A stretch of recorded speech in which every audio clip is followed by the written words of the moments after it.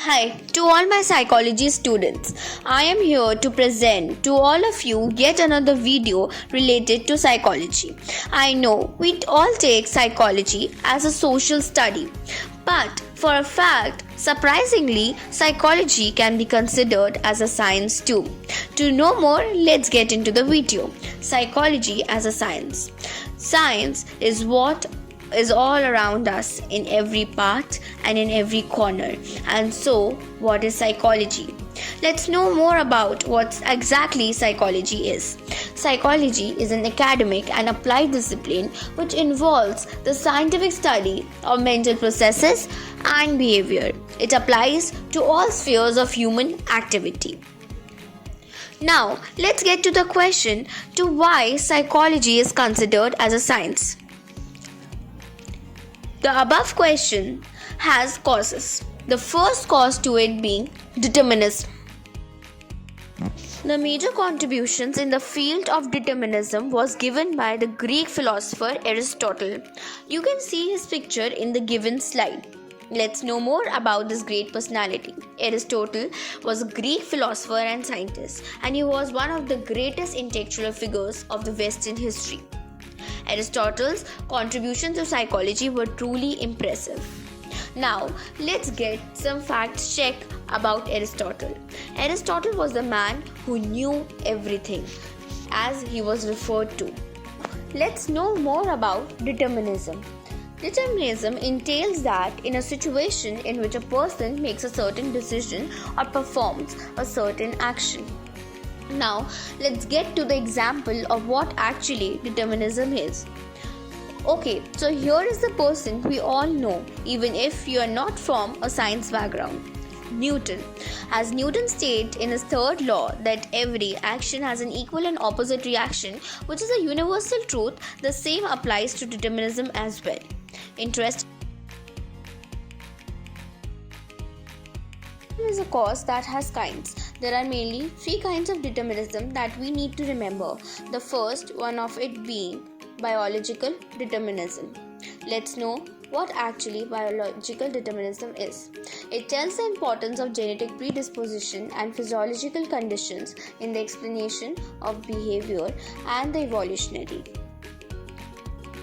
Let's now study the examples of the biological determinism.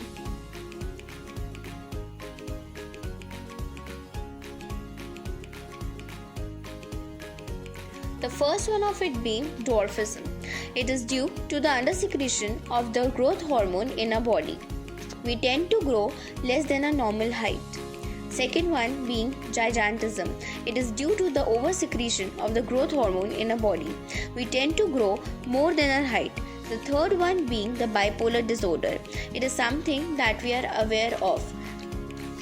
Environmental determinism.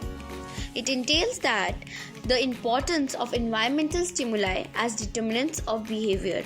It tells that our behavior is determined by the forces which are outside the individual. It says that our behavior is caused by something which we have learned through the classical or operant conditioning. Let's now talk about the examples of environmental determinism.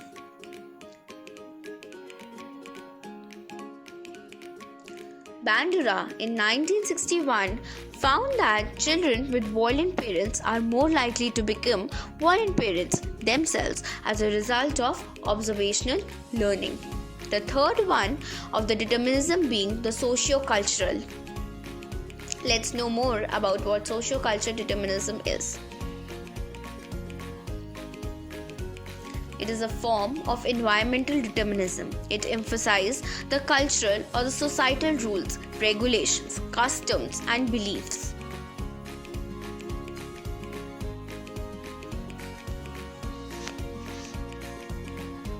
Let's get into the examples of socio-cultural determinism.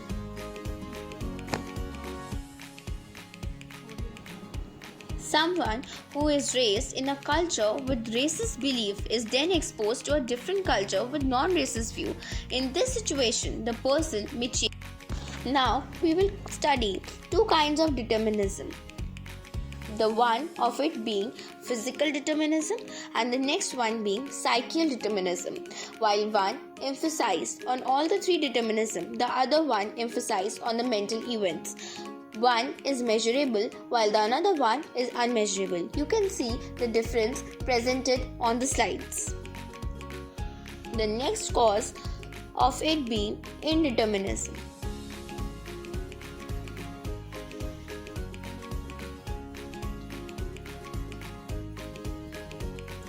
The doctrine that humans have free will and are able to act independently of antecedent or current situation, as in making choices, describes indeterminism. The third reason of it being non-determinism.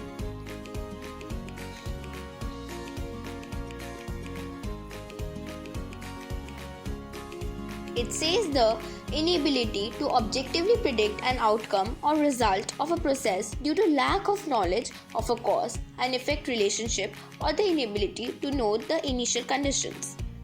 Now let's go on to the fourth cause, determinism and responsibility.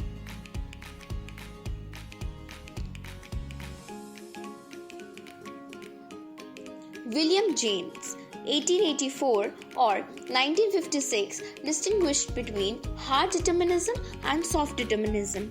The two terms are very important for us to know. The hard determinism and soft determinism.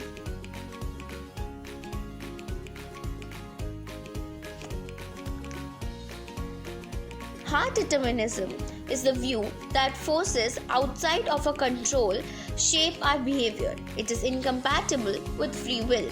Whereas soft determinism entails that behaviors are more constrained than others and that there is an element of free will in all behavior. It is inconsistent with the society's idea of responsibility and self-control that form the basis of our moral and legal obligations. With this, I come to the conclusion of my video. I request all of you to go through the conclusion of my topic. I hope you enjoyed the video which I presented to you. If you did, kindly like, share and subscribe to my channel. Have a great day.